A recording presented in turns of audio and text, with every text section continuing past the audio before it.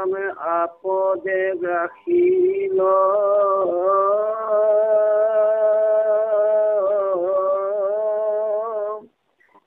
উদ্ধাৰ আমাক আবে প্ৰভু পিতা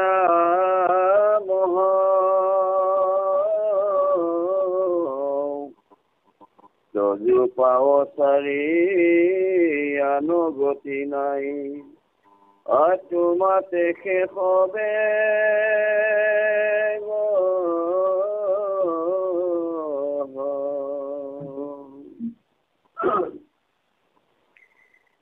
যতে ক দুৰ্গতি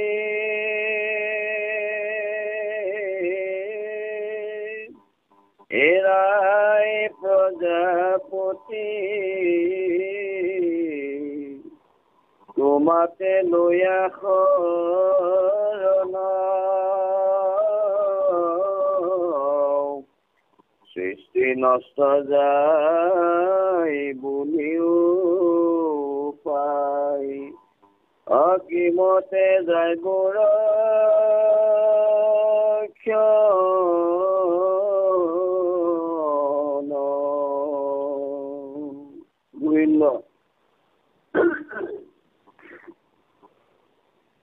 কৃষ্ণ মাধৱ সেৱাৰ পাত্ৰ পৰম বৈষ্ণৱ বাপসকল আপোনাৰ সব সমস্তজন গুণী জ্ঞানী সজ্জন আৰু আপোনাৰ সব সমস্তজনেই আধ্যাত্মিক তত্ত্বৰে পৰিপুষ্ট একজন মহাভকত মহাজ্ঞানী।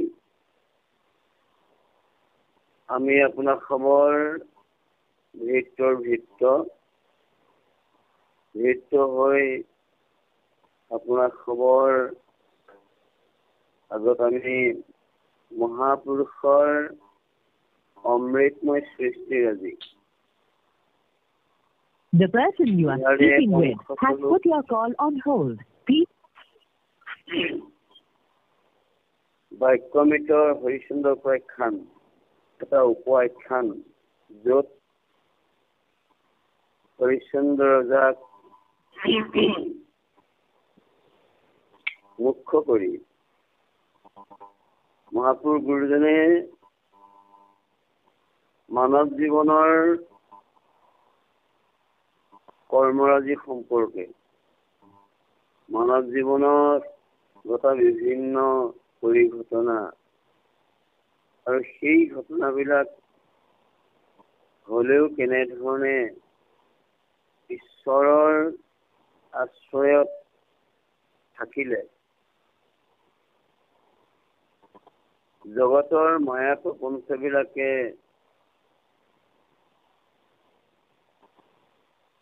এনেধৰণৰ চিতপজ্ঞ দৃঢ় বিশ্বাসী মহাভকতক যে অনিষ্ট কৰিব নোৱাৰে আৰু সেই নিদৰ্শনটো দিবৰ কাৰণে মহাপুৰুষ গুৰুজনে আমাক হৰিচন্দ্ৰ উপাখ্যান কাব্যৰ জৰিয়তে আৰু হৰিচন্দ্ৰ চৰিত্ৰটোৰ জৰিয়তে আমাক বিভিন্ন দৰ্শন আগবঢ়াই আমাৰ জীৱন পৰিপুষ্ট কৰি প্ৰভুৰ চৰণত নিজকে আত্মনিবেদন কৰিবৰ কাৰণে শিক্ষা প্ৰদান কৰিছে। এতিয়া এই সমস্তখিনি কথা আপোনাৰ সমস্তজনে জ্ঞাত, আমি বহলাবলৈ নাযাওঁ এই কাৰণে যে আপোনাক সবে ইতিমধ্যে যিখিনি পাঠ আৰু সৰলীকৰণৰ জৰিয়তে বুজি আহিলে ইতিমধ্যে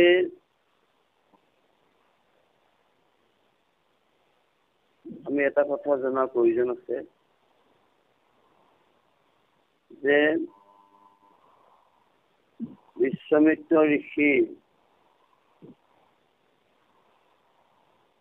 আৰু বশিষ্ঠ এই দুজন ব্ৰহ্মগুণী সম্পন্ন লোক, যিসকলে ব্ৰহ্মক সাধন কৰি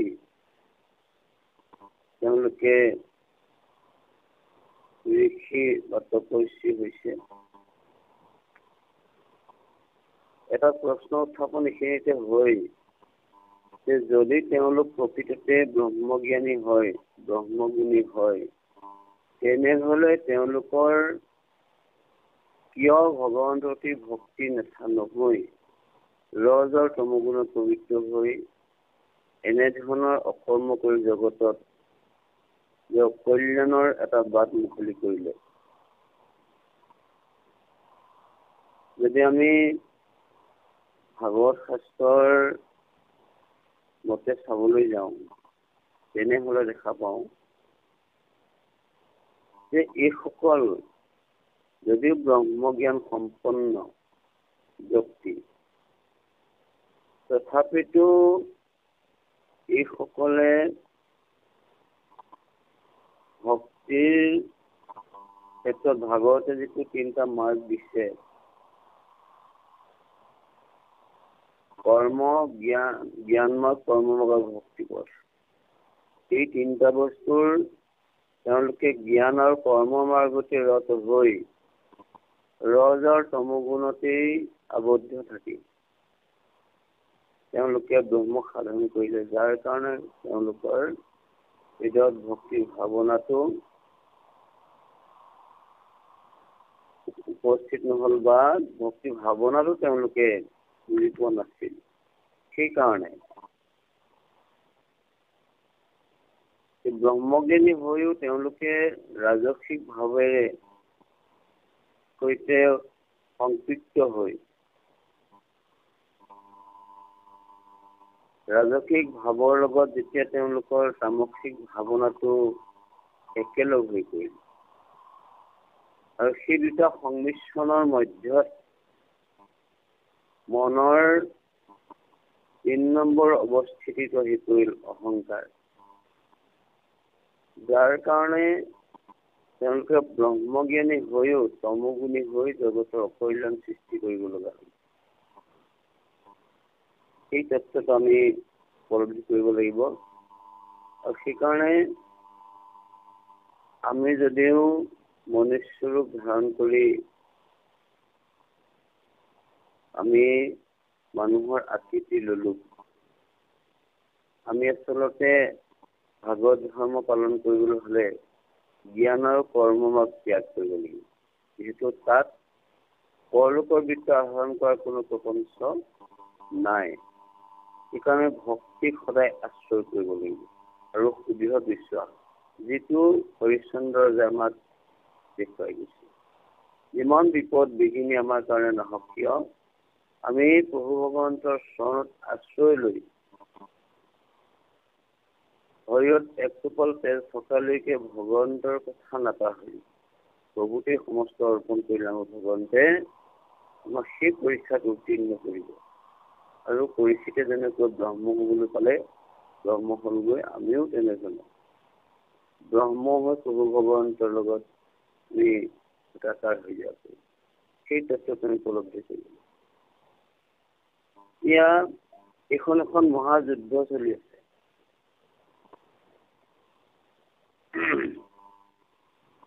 বশিষ্ঠই খৰালি ৰূপ ধৰিলে, বিশ্বমিত্ৰই এটা বগলী ৰূপ ধৰিলে। কাৰণ তেওঁলোকে ইজনে সিজনৰ গালৈ যেতিয়া বোকা ছটিয়াবলৈ আৰম্ভ কৰিলে, তেতিয়াই এই পৰিঘটনাটো সংঘটিত হ'ল। আৰু 2জন ব্ৰহ্ম ঋষিয়ে যেতিয়া তেওঁলোকৰ বাক্য যুদ্ধত লিপ্ত হোৱাৰ লগে লগে ব্ৰহ্ম বাক্য ইজনে সিজনৰ গালৈ ছটিয়াই দিয়াৰ লগে লগে দুইজনেই এটা পৰিৱৰ্তন আহিল তেওঁলোকৰ মনৰ। ইয়াত 2টা চৰাই দেখুৱাইছে, এটা বগলী আৰু এজনী খৰালি চৰাই। আচলতে মহাপুৰুষ গুৰুজনাই এখন ছবিয়ে আমাক এই তত্ত্ব দেখুৱাবলৈ গৈছে। কিন্তু আচলতে আমি ভাবিব লাগিব যে মনৰ যেতিয়া পৰিৱৰ্তন হয়, মানসিক পৰিৱৰ্তন যেতিয়া হয়, আৰু সেই মানসিক পৰিৱৰ্তনটো যেতিয়া আমাৰ ৰাজসিক আৰু তামসিক ভাৱেৰে হয়, তেতিয়াহ'লে মনৰ সেই পৰিৱৰ্তনটোৰ জৰিয়তে জগতৰ কল্যাণ সাধন নহয়, অকল্যাণ হয়। আৰু জগতৰ অকল্যাণ হোৱাৰ উপৰিও জগতৰ প্ৰাণীকুল আৰু পাৰিপাৰ্শ্বিক অৱস্থা সকলোবিলাকৰে ক্ষতি সাধন কৰে। এই তত্ত্বটো আমাৰ ইয়াত দেখুৱাইছে। যিহেতু এই বকৰূপী আৰু শৰালৰূপী দুইটা চৰাই যুদ্ধৰ মাজত যিবিলাক পৰিঘটনা সংঘটিত হৈছে, সেইবিলাকত জগতত কল্যাণমূলক একো কৰ্ম দেখা পোৱা নাযায়। অকল্যাণ সকলোতে খালি ক্ষয়। সেইকাৰণে আমি জানিব লাগিব যে ৰাজসিক তামসিক এই দুইটা গুণত কেৱল ক্ষয়হে আছে আৰু ব্যয় আছে। ইয়াত উপাৰ্জন নাই। ইয়াত উপাৰ্জন শব্দটোৱে ভক্তিৰ তত্ত্ব বুজোৱা হৈছে যে যদি আমি ঈশ্বৰ ভজনা কৰো তেতিয়াহ'লে পৰলোকৰ বৃত্ত আহৰণৰ কাৰণে যিখিনি পুণ্য উপাৰ্জন সেইখিনি কথা কোৱা হৈছে। গতিকে আমি আধ্যাত্মিক ভাৱেৰে সৈতে যদি এই গোটেই ঘটনাটো দৃষ্টি নিক্ষেপ কৰো তেতিয়াহ'লে আমি চাব লাগিব যে যদি যিমানেই গুণী জ্ঞানী সজ্জন নহওক কিয়, জ্ঞানৰ ভাণ্ডাৰ যিমানেই নহওক কিয়, যদি ৰাজসিক তামসিক ভাৱেৰে সংপৃক্ত হৈ থাকে তেনেহ'লে সেই জ্ঞানখিনিৰ মূল্য হেৰাই যায় আৰু সেই জ্ঞানৰ জৰিয়তে জগতত কল্যাণ কেতিয়াও সাধন নহয়। সেইকাৰণে এই তত্ত্বটো আমি উপলব্ধি কৰি আমি প্ৰত্যেকেই আমাৰ কৰ্মৰ আধাৰত আমাৰ কৰ্ম বহিঃপ্ৰকাশ ঘটাৰ যিটো প্ৰতিফলন আমাৰ জীৱনৰ, সেই প্ৰতিফলনটোতে আমাৰ চৰিত্ৰবিলাকৰ গুণবিলাক প্ৰকাশ হয়। যাৰ কাৰণে এতিয়া এই বৈশিষ্ট্য আৰু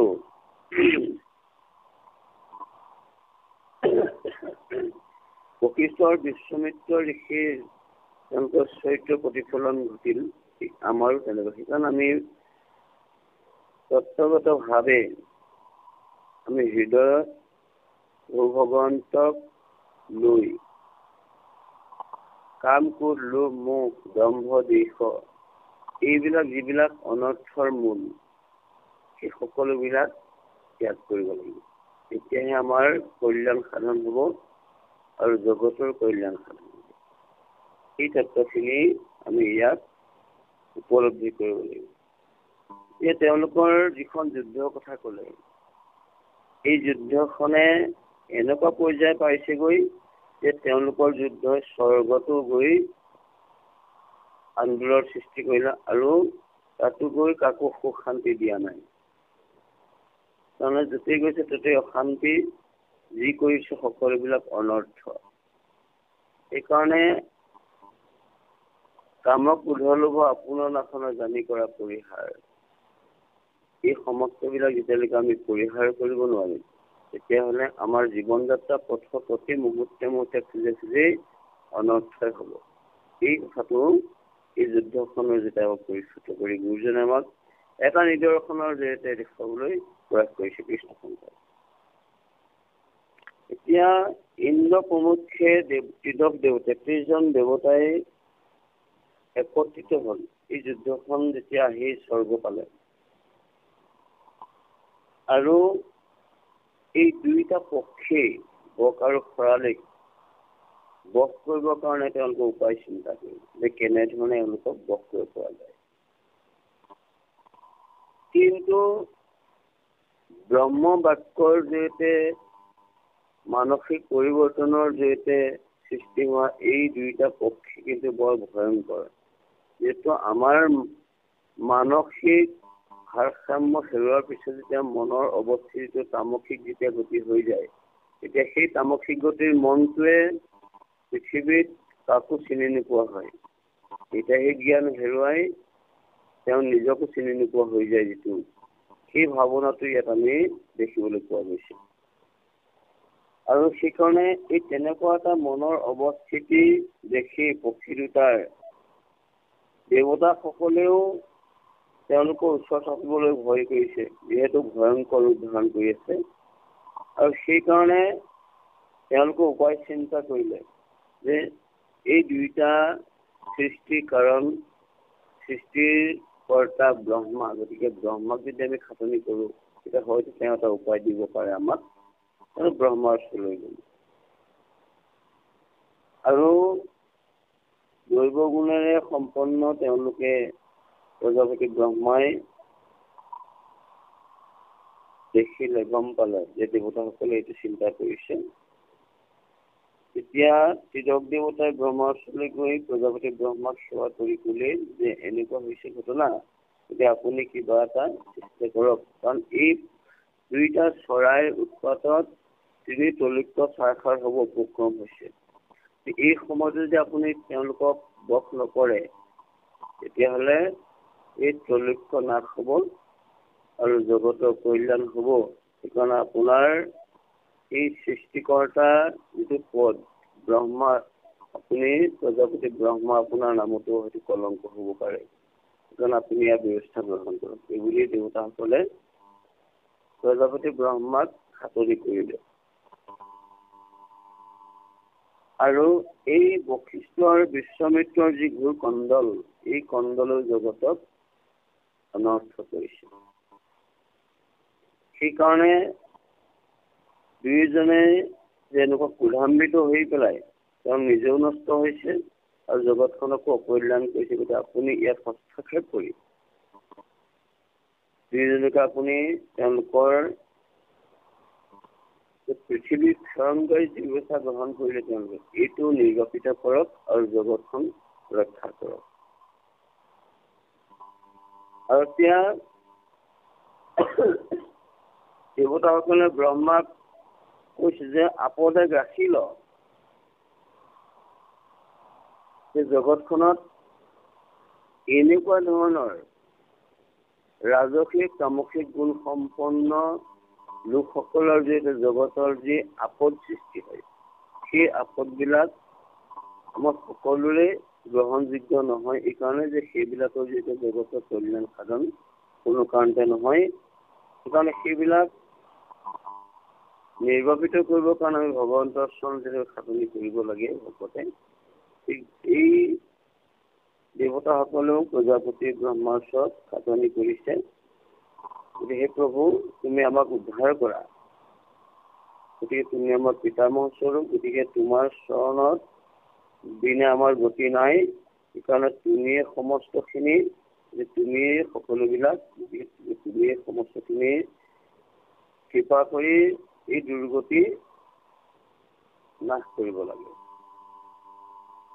এইবুলি ব্ৰহ্মাক গৈ তেওঁলোকে খাটনি কৰিছে। ঠিক তেনেধৰণে আমি সবেও জগতৰ কল্যাণৰ কাৰণে চিন্তা চৰ্চা কৰি, যিহেতু অভকতৰ কাৰণে ভকতৰ বিলাই হয় আৰু সেইকাৰণে ভকতে ভগৱন্তক খাটনি কৰিব লাগে। প্ৰভু, তুমি সৃষ্টি কৰিছা সেইসকলৰ গোটেই তুমি তেওঁলোকৰ সেই জগত অকল্যাণকৰ কৰ্মবিলাকৰ প্ৰপঞ্চবিলাক যিসকলে লৈ আছে, কাম কৰি লোভ ইত্যাদি বিলাক, সেইবিলাক তুমিহে নিৰ্বাপিত কৰিব পাৰিবা। আমি ভগৱন্তৰ চৰণত সেৱাৰে প্ৰাৰ্থনাৰে প্ৰভু ভগৱন্তক চিন্তা কৰি খাটনি কৰিব লাগিব।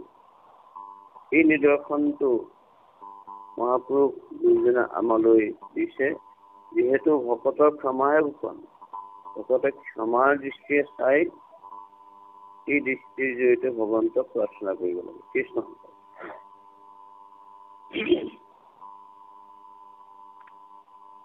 ৰাম ব্ৰহ্মায় বুলন্ত শুনা দেৱগণ, এৰিও সবে বিষাদ,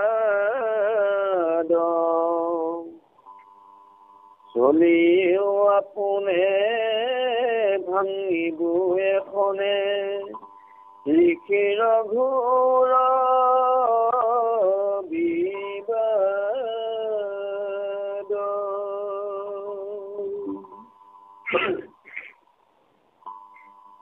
হৰিচন্দ্ৰ ৰাজা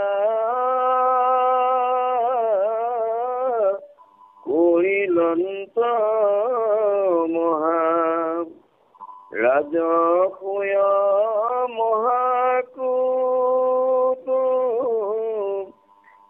প্ৰজাক্ষয়ংকৰ অশেষ বিঘিনী মিৰিলা শেষে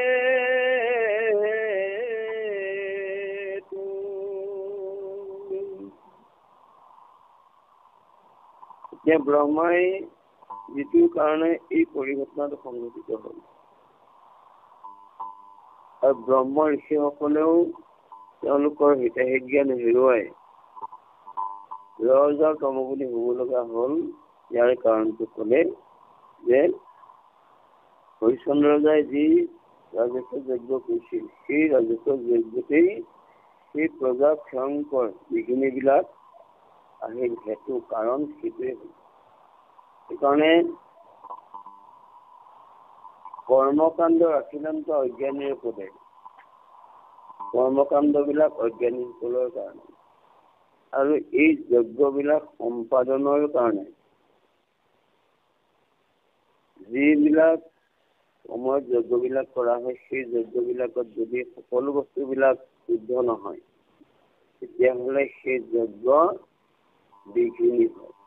যাৰ কাৰণে সেই বিঘিনিয়ে যাজকৰ মৃত্যু পৰ্যন্ত কৰাৰ উপৰিও জগতৰ অকল্যাণ সৃষ্টি কৰে। এতিয়া হৰিশ্চন্দ্ৰ ৰজাৰ এই ৰাজস্ব যজ্ঞটো সেইকাৰণে এনেকুৱা মানে জগতৰ অকল্যাণ সৃষ্টি কৰিবৰ কাৰণে কাৰণ হৈ পৰিছে বুলি কৈছে। ৰাম এহি বুলি বিধি সংসত চৰিয়া লৰি যন্ত যাত্ৰা কৰি ইন্দ্ৰ আদি কৰি ত্ৰিদশে চলিলা চৌপাশে যোগান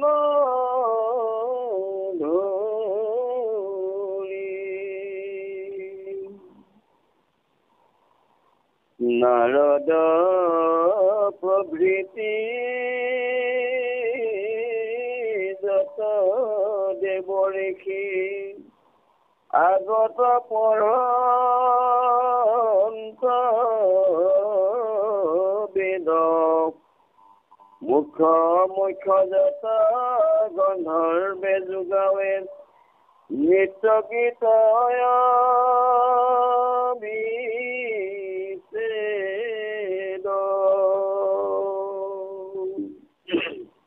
কাৰণটো উপস্থাপন কৰিলে দেৱতাসকলৰ আগত আৰু তাৰ পাছত ব্ৰহ্মাই শংখযানত চৰি যাত্ৰা আৰম্ভ কৰিলে। লগত কিন্তু ইন্দ্ৰাদি দেৱতাসকল গৈছে আৰু সেইসকলে ব্ৰহ্মাক বেঢ়ি লৈ চাৰিওফালে তেওঁলোকে নৃত্য গীত বাদ্য ভণ্ড ইত্যাদি গৈছে। লগত নাৰদ প্ৰভৃতি যিমান বিলাক আছে ঋষি দেৱ ঋষি সকলোবিলাক গৈছে আৰু তেওঁলোকে বেদ মন্ত্ৰ উচ্চাৰণ কৰি গৈছে। আৰু মুখ্য মুখ্য যিমান বিলাক গন্ধৰ্ব আছিল সকলোবিলাকে গীত নৃত্যই এটা উৎসৱ মুখৰ পৰিৱেশৰ সৃষ্টি কৰি গৈছে। ইয়াৰ পৰা এটা কথা উপলব্ধি কৰিব লাগিব যে আমি যেতিয়াই এনে ধৰণৰ জগতৰ অকল্যাণমূলক কৰ্মবিলাক সম্পাদিত হয় আৰু যিবিলাক কৰ্মই সমাজখনৰ বিশৃংখলাৰ সৃষ্টি কৰিবলৈ যায় বা যিবিলাক লোকে বিশৃংখলাৰ সৃষ্টি কৰিবলৈ যায় সেইবিলাক লোকক বশ কৰিবৰ কাৰণে প্ৰভু ভগৱন্তৰ ভকত আৰু ভগৱন্তৰ নামেই প্ৰধান। সেইকাৰণে ভকতৰ নামেৰে সেইসকলক শুদ্ধ কৰিব পাৰে। মানসিক স্থিতিটো শুদ্ধ কৰিব পৰাৰ উপৰিও যি পাৰিপাৰ্শ্বিক পৰিস্থিতি বা সেই ঘৰখনৰ সমাজখনৰ যিটো পৰিৱেশ সেই পৰিৱেশটো এই ভকতৰ সান্নিধ্য ভকতৰ আলাপ আৰু ভকতৰ সংগে ভকতৰ কথনে মথনে সকলোবিলাক শুদ্ধ কৰিব পাৰে। সেইকাৰণে ইয়াত আমাৰ উৎসৱমুখৰ পৰিৱেশটো প্ৰয়োজন। এইকাৰণে যে প্ৰত্যেকে আমি মুখত হৃদয়ত আনন্দ অনুভৱ কৰি আনন্দ লৈ পেলাই সকলোৰে মুখে মুখে হাঁহি লৈ সকলোৱে সকলোকে হৃদয়তে আহ্বান জনাই হৃদয়ৰ সৈতে কথা পাতি আৰু আনন্দ অনুভৱৰ সৈতে ইজনে সিজনৰ লগত আমি যদি আলোচনা কৰোঁ তেতিয়াহ'লে আমাৰ সমাজখন সুন্দৰ হ'ব, নিকা হ'ব আৰু প্ৰত্যেকে আমাৰ হৃদয়ৰ আনন্দ অনুভৱ কৰিম। স্বৰূপানন্দ, নিত্যানন্দ এই সুখবিলাক আমাৰ প্ৰত্যেকৰে আহিব। তেতিয়া এখন সুন্দৰ সমাজ গঠিত হ'ব, যাৰ কাৰণে এই বাকী বক আৰু খৰালি ৰূপী তমগুণৰ প্ৰতীকবিলাক আপোনা আপুনি আঁতৰি গৈ সেইবিলাক নিৰ্বাপিত হৈ পৰিব। কৃষ্ণ ৰামে ইন্দ্ৰে ধৰিলন্ত ধৱল ছত্ৰে কওঁ বাসুকি ধুলে চামৰে একাদশ ৰুদ্ৰ শপত সমুদ্ৰ মূৰ্তি ধৰি স্তুতি কৰে আন দেৱগণে জয় ঘোষ কৰৈ চলি যন্ত একান্তি এহি মতে ব্ৰহ্মা কতো ক্ষণে গোয়া দেখিল তুয়ো পক্ষী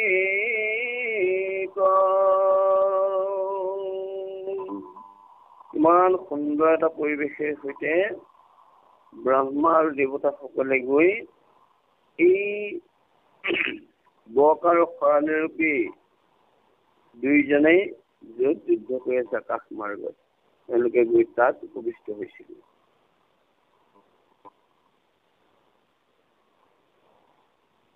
এই ৰামে আকাশক ঢাকি ওপৰত থাকি ব্ৰহ্মা বুলি বাক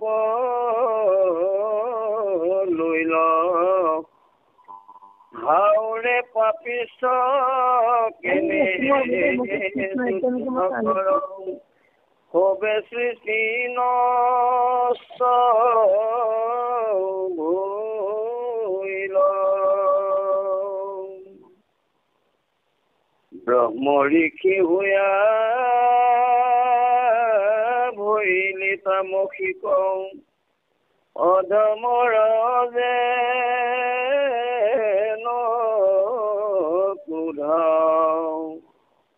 জগতৰে মহা চাৰিত পৰিলা হেনকে দুয়ো অধম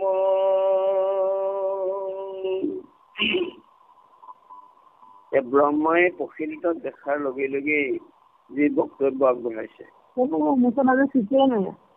কৃষ্ণ কৃষ্ণ কৃষ্ণ গীতাই আপুনি মিউট কৰি লওক কৃপালু গীতাই কৃষ্ণ সমস্ত মিউট কৰি ল'ব দেই আকৌ কৃষ্ণ কৃষ্ণ ইতিমধ্যে ব্ৰহ্মাই প্ৰসিদ্ধ দেখিলগৈ যে ওপৰত তুমুল যুদ্ধ চলি আছে আৰু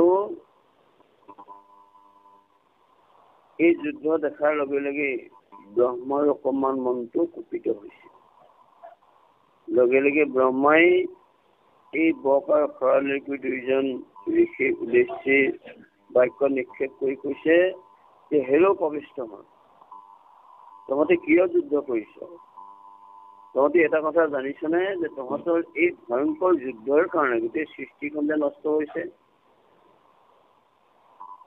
আৰু তহঁতে পাপিষ্ঠ পাপ আচৰণ কৰিছে তহঁতৰ চিত্ৰ কায় বাক্য সমস্তখিনি পাপেৰে ভৰাই পেলালি যাৰ কাৰণে তহঁতৰ হৃদয়ত ৰজৰ তামসিক গুণ উৎপন্ন হৈ পেলাই অহংকাৰ জৰিয়তে যিটো কৰ্ম কৰিছ এই কৰ্মটোৰ যিটো জগতৰ কল্যাণ হোৱাৰ উপৰিও তহঁতে দুইজন ঋষিকে নিজেই জগতত যে তহঁতি অধম, এই নিজৰ চিনাকিটো দি নিজে অধমলৈ পৰ্যবেক্ষিত হৈছে। ব্ৰহ্মাই এই কথাটো তেওঁলোকক উদ্দেশ্য কৰিছে যে তোমালোক ব্ৰহ্ম ঋষি, ব্ৰহ্ম সাধন কৰা। ব্ৰহ্ম সাধন কৰা ঋষিসকল যদি ঋষি হোৱা তোমালোকে, তোমালোকৰ এই তামসিক ভাৱনাটো কিয় আহিল? যিটো ভাৱনাৰ জৰিয়তে আনৰ অহিত চিন্তা কৰে, তামসিক ভাৱনাৰ সৈতে মানুহে তেনেধৰণৰ আচৰণ কৰি আনৰ অনিষ্ট সাধন কৰিব পাৰে। তামসিক ভক্তিটো এনেকুৱা ধৰণৰ, যদি কোনোবা এজন ব্যক্তি আমাক কিবা বেয়া কৰি ক'লে, কোনোবা এজনে আমাক নকবলগীয়া কথা ক'লে, কোনোবা এজনে আমাৰ অহিত চিন্তা কৰিলে বা আমাৰ সম্পদ চুৰি কৰিলে, কিবা কৰিলে, গতিকে সেইজন ব্যক্তিক আমি গায়ে একো ক'ব নোৱাৰো, কিন্তু মনে চিন্তা কৰিলে তোৰ হৈ পেলাই মই আজি নামঘৰত থাকি গছ দিম বা কিবা এটা কৰিম বা তোক মানে ভগৱন্তে তোক এহেকা দিবৰ কাৰণে মই ভকতজন আনি পাঠকে অকমান কৰিম। এই যে আমাৰ ভাৱনাটো, এইটো তামসিক ভাৱনা। এই তামসিক ভাৱনাটোৱে জগতত কল্যাণ সাধন নকৰে। আমি যাক উদ্দেশ্যে কৰ্মটো কৰিবলৈ লওঁ সেইজনৰো অপকাৰ হোৱাটো স্বাভাৱিক, আৰু যি সেই কৰ্মটো কৰিব সেইজনে তাতকৈ 10 গুণ অপকাৰ হয়। কেলে? তামসিক ভক্তিটোৱে আমাৰ থকা ভকতিকণো নষ্ট কৰে। এই কথাটো আমি প্ৰত্যেকে জনা উচিত। সেইকাৰণে ভকতে তামসিক ভাৱনাৰ সৈতে ঈশ্বৰক কেতিয়াও চিন্তা কৰিব নালাগে, বা আমি কাৰোবাক কিবা অহিত চিন্তা কৰি যে ভগৱন্তক খাটনি কৰিবলৈ যাতে ভগৱন্তে আমাক ক'ব যে তোমাতকৈ মূৰ্খ আৰু নাই, কাৰণ তুমি মোক ভক্তি কৰিবলৈ আহিছা তাক আনক অপকাৰ কৰিবৰ কাৰণে, যে তুমিও মূৰ্খ আৰু যিজনে তোমাক অপকাৰ কৰিলে সেইজনে মূৰ্খ, যে সমান। এতিয়া ঠিক এই ঋষি দুইজনৰ অৱস্থাতে একেটা হৈছে। তামসিক তেওঁলোকৰ যিটো গতি, যিটো কৰ্ম, সেই কৰ্মটোৱে তেওঁলোকে নিজকে জগতৰ আটাইতকৈ অধম আৰু ক্ৰোধান্বিত লোকলৈ পৰ্যবেক্ষিত কৰিলে, যাৰ কাৰণে জগতত তেওঁলোকৰ এটা কুখ্যাতি ৰৈ গ'ল, যাৰ কাৰণে জগতে তেওঁলোকক কোনোদিন মানে স্বীকাৰ নকৰে তোমালোক আচলতে ব্ৰহ্মজ্ঞানী বা তোমালোক আচলতে ব্ৰহ্মজ্ঞানী লোক। সেইকাৰণে আমিও এটা কথা চিন্তা কৰিব লাগে, প্ৰত্যেকেই জগতৰ আমি দেহধাৰী মনুষ্য হিচাপে যেতিয়া আমি এনেকুৱা ধৰণৰ গুণেৰে সৈতে আমি একাকাৰ হ'ম, তেতিয়া জগতে আমাকো হাঁহিব। আমাৰ জ্ঞান গৰিমা যিমানেই নাথাকক, ভক্তি যিমানেই নাথাকক, যদি আমাৰ এই তামসিক ৰাজসিক আচৰণবিলাকে এতিয়া আমাৰ বৈশিষ্ট্যটো, আমাৰ যিটো চাৰিত্ৰিক বৈশিষ্ট্য বা ভক্তিৰ বিপৰীত কৰ্মখিনি কৰি যদি আমি আনক চিনাকি দিবলৈ যাওঁ, তেতিয়াহ'লে আমাৰ সেই গুণবিলাকে আমি যে বেয়া মানুহ, আমাৰ হৃদয়ত যে বেয়া ভাৱনা পুহি ৰাখিছো, এই গোটেই কথাখিনি পৰিচিত হোৱাৰ লগে লগে এতিয়া জগতে আমাকো অধম বুলি বুজি পাবলৈ আৰু অৱকাশ নাথাকে। সেইকাৰণে প্ৰত্যেকেই এই কৰ্মবিলাকৰ পৰা আঁতৰত থকাটো প্ৰয়োজন। এই কথাটো আমাক ইয়াত উল্লেখ কৰিছে। সেইটো কাৰণে ক'লে জগতৰে মহা শাৰীত পৰিলা সেনেকুৱা দুইজন অধম। তোমালোকৰ ধৰ্ম নষ্ট হ'ল, তুমি তেওঁলোকে অধৰ্মীয়া, ধৰ্ম শূন্য, ধৰ্মহীনা নৰা পৃথিৱী সমানা। ধৰ্ম নথকা লোক পশুৰ সৈতে একেই, হিংসুক হৈ পৰে। এই কথাটো প্ৰত্যেকে জনা উচিত। কৃষ্ণ।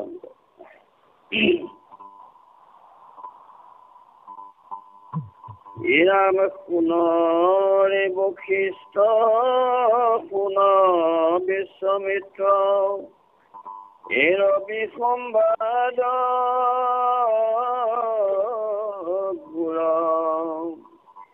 চিত্ৰত দাৰুণ উৎপাত দিলে সৃষ্টি নষ্ট ভইল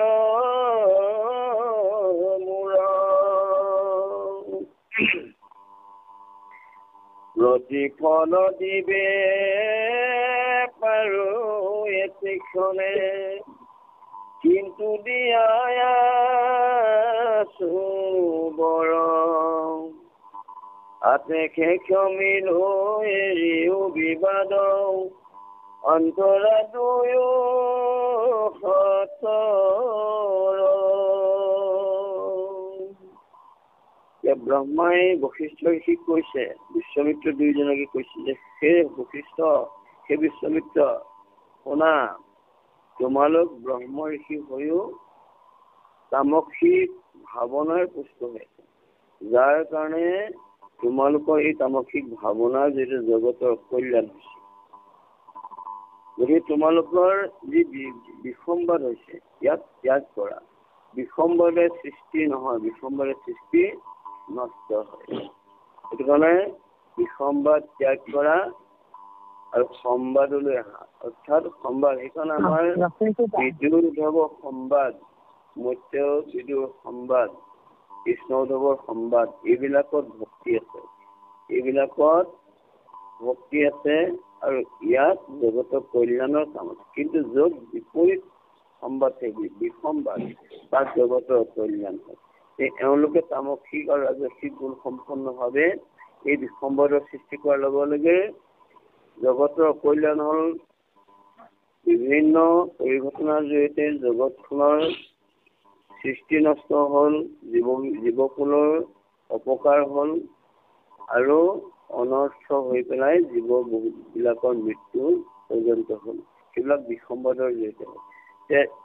ব্ৰহ্মাই এইটো কাৰণে কৈছে যে তোমালোকৰ চিত্ৰটো দাৰুণ, চিত্ৰত তোমালোকৰ ভক্তি ভাৱনাটো নাই, কেৱল দাৰুণ, অৰ্থাৎ জগতৰ কল্যাণ যিখিনি পঞ্চ কাম, ক্ৰোধ, লোভ, মোহ, এই গোটেই বস্তুবিলাক তোমালোকৰ চিত্ৰত গোট খাই আছে, যাৰ কাৰণে সেইবিলাকৰ জৰিয়তে তোমালোকে উৎপাত কৰিলা, অৰ্থাৎ গোটেই জগতখনৰ অকল্যাণ সৃষ্টি কৰিলা আৰু যাৰ কাৰণে গোটেই সৃষ্টিখনেই নষ্ট হ'ল। মই সৃষ্টিৰ দায়িত্বত আছো সঁচা, মই সৃষ্টি কৰিলো, কিন্তু তোমালোকে লোকচান কৰাৰ দায়িত্ব তোমালোকৰ নহয়, সেইটো তোমালোকৰ দায়িত্বও নহয়, কৰ্তব্যও নহয়। সেইকাৰণে তোমালোকে এইটো কৰিলা। গতিকে এইটো কৰাৰ কাৰণে তোমালোক দুইজনে এতিয়া ফাঁচি হাৰি লৈ গলা, অধৰ্মক হাৰি লৈ গলা আৰু তোমালোক অপৰাধী গলা। তোমালোকক মই প্ৰতিফল দিব পাৰো এতিয়াই লগে লগে, কিন্তু মই তোমালোকক প্ৰতিফল দিব নোৱাৰি কাৰণে মই এই তোমালোকক দিছো, কাৰণ তাৰ কাৰণে দায়বদ্ধ মই হৈ আছো। তথাপিতো মই তোমালোকক ক্ষমা কৰিলো, যিহেতু ময়ো সেইকাৰণে তোমালোকৰ ওচৰত দায়বদ্ধ। সেইকাৰণে মই তোমালোকক এটা উপদেশ দিছো যে তোমালোকে মোৰ কথা শুনি এই যুদ্ধ ইমানতে তোমালোকে সামৰণি মাৰা আৰু তোমালোকৰ বিবাদ এৰা আৰু দুইজনে দুইজনৰ পৰা আঁতৰত অৱস্থান কৰা। এইবুলি ব্ৰহ্মা এটা উপদেশ তেওঁলোকক দিছে। কৃষ্ণ। আমিও এইটো চাব লাগিব যে যদিও আমি কিবা কাৰণত কেতিয়াবা অহংকাৰত মত্ত হওঁ, তামসিক ভাৱনাৰ সৈতে আমি মত্ত হৈ পেলাই ইজনে মাজত বা সমাজখনত বিশৃংখলাৰ সৃষ্টি হয়, তাতো আমাৰ উপদেশদাতা আছে গুৰু। সেই উপদেশদাতা গুৰুসকলৰ উপদেশ যদি মানি চলো, তেনেহলে আমাৰ সেইবিলাকো আপোনা আপুনি নাইকিয়া হৈ যাব আৰু গুৰুৰ উপদেশে আমাৰ হৃদয়ত সদ্ভাৱনাৰ উৎপত্তি হৈ দুৰ্বাসনাবিলাক নাইকিয়া হোৱাৰ পথ প্ৰশস্ত হয়। সেইকাৰণে সজ্জনৰ সংগত সুবাসনা আহি পৰে, দুৰ্জনৰ সংগত দুৰ্বাসনাই বেৰি ধৰে। এই তত্ত্বটো আমি উপলব্ধি কৰিব লাগিব। কৃষ্ণ।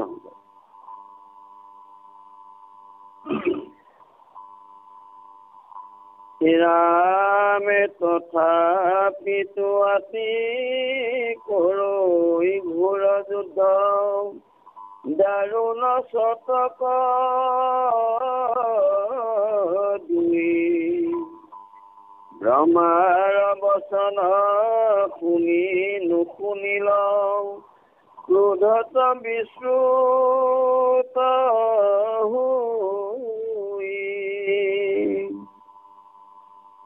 ৰাম প্ৰাণৰ আশা এৰি দুই হন্তে আক্ৰান্তে কৰে প্ৰহাৰ, এন ভয়ংকৰ সন্ত্ৰাস দেখিয়া বিস্ময় ভৈল ব্ৰহ্মাৰ। ব্ৰহ্মাই আশ্বাস বচন দিছে, উপদেশ দিছে, কিন্তু সেই আশ্বাস উপদেশকো অমান্য কৰি অতি ভয়ংকৰভাৱে দুইটা চৰাই আকৌ যুদ্ধ আৰম্ভ কৰিছে। বশিষ্ঠ আৰু বিশ্বামিত্ৰ ৰূপী এই বক আৰু শৰালী চৰাই দুটাই অতি ক্ৰোধত যুদ্ধ আৰম্ভ কৰিছে আৰু ব্ৰহ্মাই কোৱা কথাখিনিও তেওঁলোকে শুনিছে যদিও ক্ৰোধান্বিত হোৱাৰ কাৰণে সেই কথাখিনি তেওঁলোকে ভ্ৰক্ষেপ কৰা নাই। ক্ৰোধত আচ্ছন্ন হৈ তেওঁলোকে সেই কথাখিনিও কাণেৰে সুমোৱা নাই, তেওঁলোকে সেই কথাটো গ্ৰাহ্য কৰি লোৱা নাই। এতিয়া আমাৰো তেনেকুৱা হয়।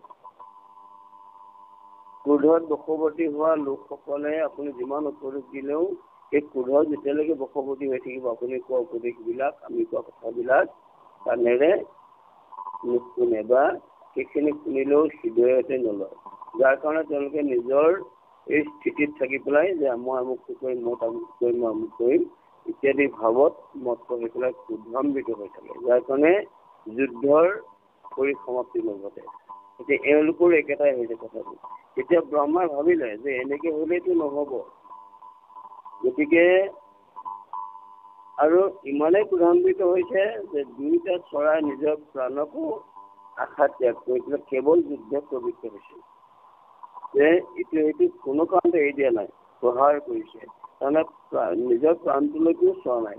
তাৰমানে ক্ৰোধান্বিত লোকসকলৰ সেইটো ভাৱনা যে প্ৰাণ গলেও যাব, মই কিন্তু ইয়াক এৰি নিদিওঁ, তেনেকুৱা ভাৱনা। এইটো আটাইতকৈ মানে তামসিক গুণৰ চূড়ান্ত ৰূপ, যিটো জ্ঞান, হিতাহিত জ্ঞান যিটো আমাৰ মগজুৰ ভাৰসাম্য থকা জ্ঞান, সেই বস্তুটো লুপ্ত হৈ যায়। যাৰ কাৰণে ভাৰসাম্য হেৰুৱাই পেলাই বাতুল এটা বলীয়া মানুহ এটাৰ নিচিনা হৈ যায়। তেতিয়া সেই মানুহজনৰ মগজৰ বিকৃতি হোৱাৰ নিচিনা এটা মানে প্ৰয়াস হৈ, যাৰ কাৰণে তেওঁ নিজে কোন তাকো পাহৰি যায়, কি কৰিছে তাকো পাহৰি যায়, আৰু কি হব নহব সেই গোটেই কথাখিনিও পাহৰি যায়। এতিয়া এই চৰাই দুটাই আমাক তাকেই দেখুৱালে, চোৱা ৰজৰ তমগুণত পবিত্ৰ হলে জীৱকুলৰ এনেকুৱা অৱস্থা হয়। সেইকাৰণে সাৱধান হব কাৰণে আমাক ইয়াৰ জৰিয়তে বেকেটত কিন্তু বাৰ্তা দিছে যে সাৱধান, এনেকুৱা কৰ্ম কেতিয়াও পবিত্ৰ নহবা। এই ভয়ংকৰ সন্ত্ৰাস দেখি পেলাই ব্ৰহ্মাই আচৰিত যে কি হব, এতিয়া মোৰ সৃষ্টিখন নষ্টটো হলেই যিমানখিনি হব লগা আছে, আৰু যদি হবলৈ হয় তেতিয়াহলে এই তিনিতলুক অনাথ হব। কাৰণ ব্ৰহ্মাই কিছু কথা চিন্তা কৰিবৰ সক্ষম হৈছে, তেওঁ আলোচনা কৰিব। কৃষ্ণ সময় হলে কব বহুজনা। কৃষ্ণ কৃষ্ণ কৃষ্ণ একেবাৰে শেষাংশলৈ গুচি যাব ঈশ্বৰ,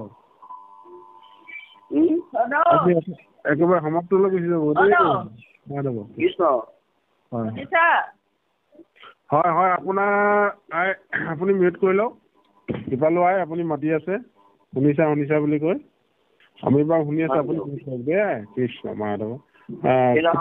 মনে আলোচন্ত দুটি জগত কেন মতে ৰক্ষা পৰৈ, যেবে দুয়ো ঋষি যুদ্ধ কৰি মৰে, মোৰ বচন লৰৈ।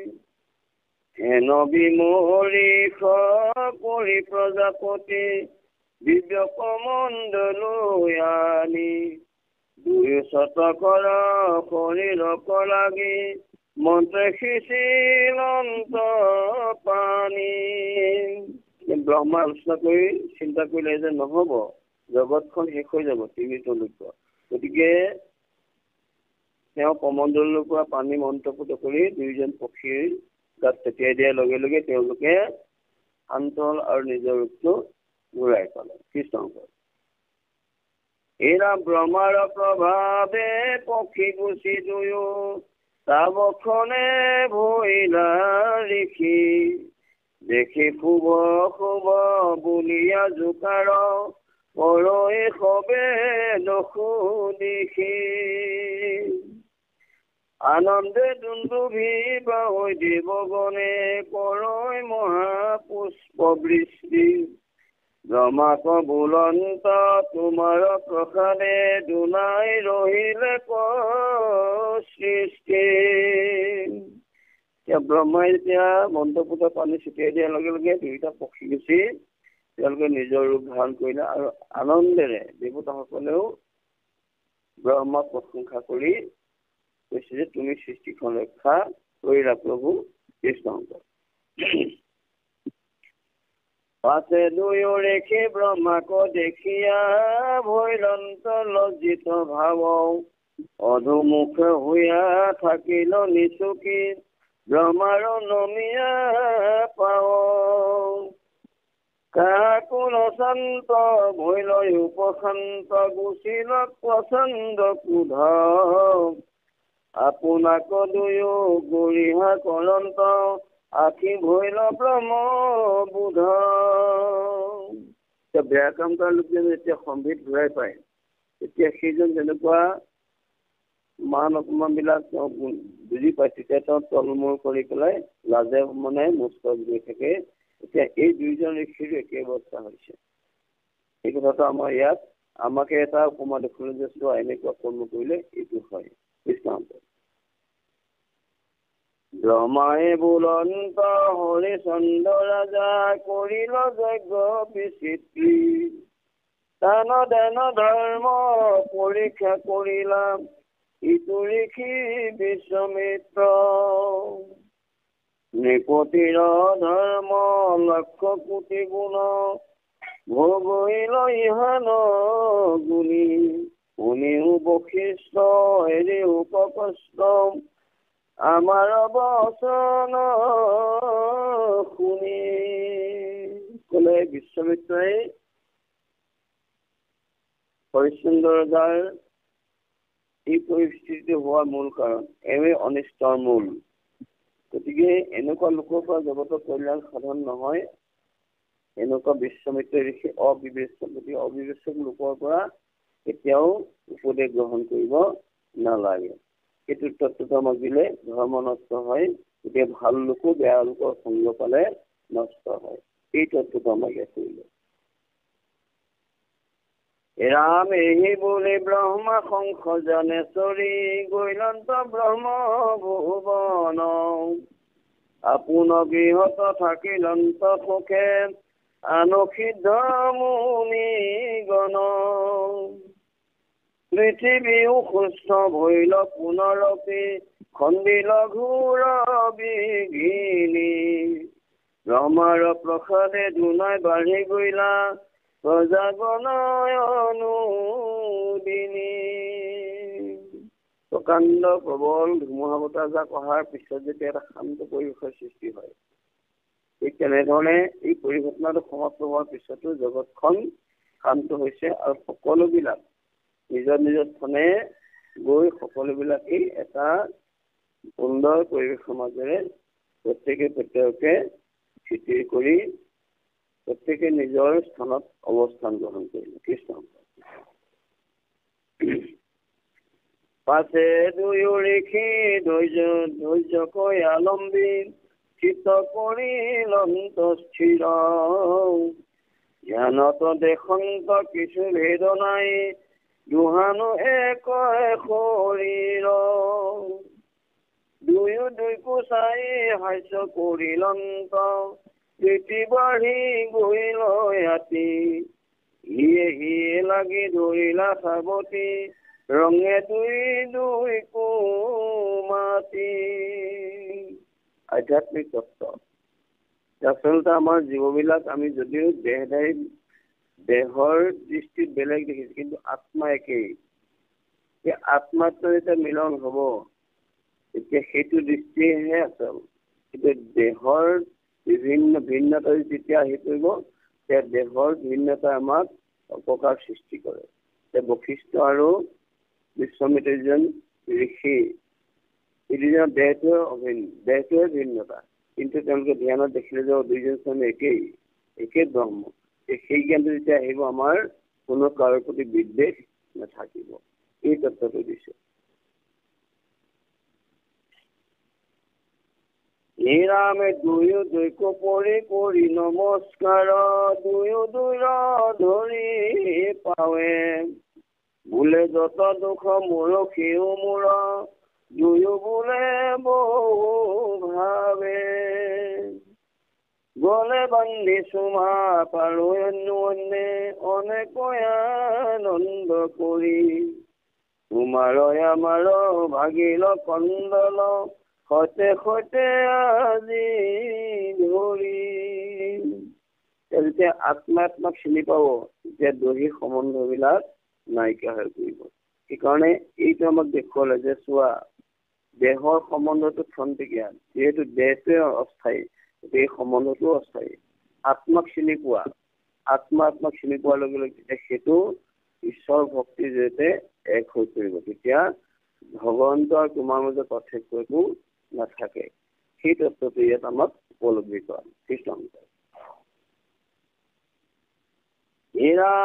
মেহি বুলি দুই হান্তু মেলানি মাগি আশ্ৰম বহিলা ধৰ্ম পক্ষীগণে জৈমিনী লিখিত সকল বৃত্তান্ত কৰিলা। এইটো মহাপুণ্য কথা যিটো পঢ়ে শুনে যিটোৱে মনে খন্দিবে দুৰ্গতি বাঢ়িবে ভূপতি কৃষ্ণৰ দুই চৰণে। জৈমিনী লিখি ধৰ্ম পক্ষীগণে এই বৃত্তান্তবিলাক কৈ আছে। আৰু এই বৃত্তান্ত কথাবিলাক পুণ্যবন্ত লোকসকলে যদি শুনে বা পঢ়ে বা স্মৰণ কৰে তেতিয়াহ'লে সমস্ত দুৰ্গতি নাশ হ'ব আৰু ভক্তি বাঢ়িব আৰু ভগৱন্তৰ চৰণত ৰতি পিতি বাঢ়ি এই জীৱন ধন্য হ'ব। এই উপদেশটো আমাক দিলে কৃষ্ণ। নমো নাৰায়ণ সংসাৰ কাৰণ নিৰঞ্জন নিৰাকাৰ কৃষ্ণৰ কিংকৰে ৰচিলা শংকৰে বিচিত্ৰ চন্দে পয়াৰ কৰজোৰে বোলো শুনা বুধ জনাও আতজিবা দেখা দুখ চোৱালৰ বাণী এনৰ অনুমানী মনে হইবা পৰি তুষ। মহাপুৰুষ গুৰুজন জগতেশ্বৰ, জগতৰ গুৰু। এই জগতৰ গুৰু হয়তো আমাক কৈছে যে মই শিশুমতী, গতিকে মোৰ এইখিনি যদি কোনোবাখিনি ক'ৰবাত অপৰাধ হৈছে তোমালোক জ্ঞানীসকলে ভকতসকলে মোৰ সমস্ত অপৰাধ ভঞ্জন কৰি মোক এই অপৰাধৰ পৰা ক্ষমা দিব লাগে। এতিয়া আমাৰ ভাৱনাটো এইটো সদায় দাস্য। আমি যিমানেই নকৰো আমি সদায় সৰু হ'ব লাগিব। যিমানেই সৰু হ'ব সিমানেই ভগৱতত ভক্তি বাঢ়িব। আৰু সেইকাৰণে আমাৰ তৃণমূল পৰ্যায়টোৰ পৰাই আচল ভেটিটো আৰম্ভ হয়। সেইকাৰণে ভক্তিৰ ভেটিটো আৰম্ভ হ'লে আমি কামপুৰ লোমো ইত্যাদিবিলাক ত্যাগ কৰি তৃণমূল পৰ্যায়ত আটাইতকৈ সৰু হ'ব লাগিব। এই তত্ত্বটো আমাৰ গুৰুজনে দেখুৱাই গৈছে কৃষ্ণ শংকৰ। ৰামে কঠোৰ ভয় কথাৰ আশয় দিলো কিছু কাৰ্য ৰখ অবিচাৰি তাক কথাতে আমাক নিদিবায় পজখ বনিয়া সকলে সুবৰ্ণে গঢ়য় অলংকাৰ ভাল ভাল শিৱানী দেৱে সুগা নিদয় সুবৰ্ণৰ নযায় জাল। এটা উপদেশ আমাক দিলে, তুলনাও দিলে যে কথাৰ আখৰবিলাক জানিবলৈ হ'লে আমি কঠোৰতা ভয়বিলাক ত্যাগ কৰিব লাগিব। আৰু মই মোৰ খাদ্য অনুসাৰে মই কাব্যৰক্ষে প্ৰদান কৰিলোঁ। আৰু ইয়াত যদি ক'ৰবাত কিবা অপৰাধ হৈছে সেইটো আমাক অপযশ নিদিবা, কাৰণ মোৰ জ্ঞান অনুপাতে মই এইখিনি কথা জগতৰ কল্যাণত লিপিবদ্ধ কৰিলোঁ। যেনেকৈ সোণাৰীসকলে সোণৰ অলংকাৰবিলাক গঢ়ে সুন্দৰ সুন্দৰ, কিন্তু যেতিয়ালৈকে তাত সুৱগা নিদিয়ে তেতিয়াহ'লে সুবৰ্ণৰ যিটো উজ্জ্বলতা সেইটো নাহে। তেনেধৰণে ময়ো প্ৰয়াস কৰিছোঁ এই মহাশাস্ত্ৰখনত ভক্তি বাঢ়িবৰ কাৰণে যিবিলাক প্ৰপঞ্চ উপলব্ধি কৰিব লাগে বা কৰাব লাগে সেইখিনি মই চেষ্টা কৰিছোঁ। যদি ক'ৰবাত কেনেবাকৈ ত্ৰুটি গাঁতি হৈছে সেইখিনি আপোনাৰ সাধনাত ক্ষমা কৰিবি এইবুলি মহাপুৰুষ গুৰুজনে আমাক সাঁচনি কৰিছিল যে আমিও মই বৰ হ'ব নালাগে, মোৰটোৱে সঁচা, মই কোৱাতে সঁচা, মোৰটো হ'বই লাগিব, এনেকুৱা ভাৱ লৈ আমি কোনো ভকতে কোনো কাম কৰিব নালাগে, যাৰ কাৰণে আমাৰ অনিষ্ট সাধন হ'ব। কাৰণ আমি সদায় তাক সত্য স্বীকাৰ কৰি দায়িত্বভাৱেৰে আলাপ আলোচনা প্ৰত্যেকে আমি সাগৰ মন্থন কৰি অমৃত পান কৰিব লাগিব। কৃষ্ণ সংগ ৰাম হেন জানি সবে পণ্ডিত মণ্ডলী মনত হৈ সন্তোষ কৰি স্মৰণ এখন দুখ এখনে বঢ়াটো তাজত দুখ ঘূৰাই আতিবক খৰালিৰ যুদ্ধ কথা ভৈলা সমাপতি সময় যায় ঢাকি হৰি বোলা ডাকি সুখে সাধিও গতি হৰি ৰাম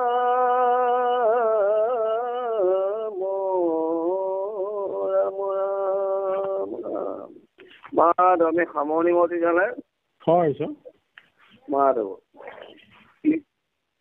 এই মহাপুৰুষ গুৰুজনে আমাক বোলে যে সেই কথাখিনি জানি সেই সাধুসকল সেই পণ্ডিতসকল আপোনালোকে কৃপা বুলি নিজেই সন্তুষ্ট হওক আৰু ভগৱন্তক স্মৰণ কৰিলেহে যে আমাৰ সমস্ত অপৰাধ ভঞ্জন হ'ব এই কথাটো ক'লে আৰু বঢ়াটা অপৰাধ ভঞ্জনৰ কাৰণে ঈশ্বৰক খাতনি কৰিব লাগিব। The person you are speaking with has put your call on hold. Please stay on the line. নিজকে आप जिस व्यक्ति এই কথাটো ক'লে মাধৱ ৰাম ঘূৰায়াতি বুক বক খৰালিৰ যুদ্ধ কথা ভৈলা সমাপতি সময় যায় ঢাকি হৰি বোলা ডাকি সুখে সাধিও গতি হৰি ৰাম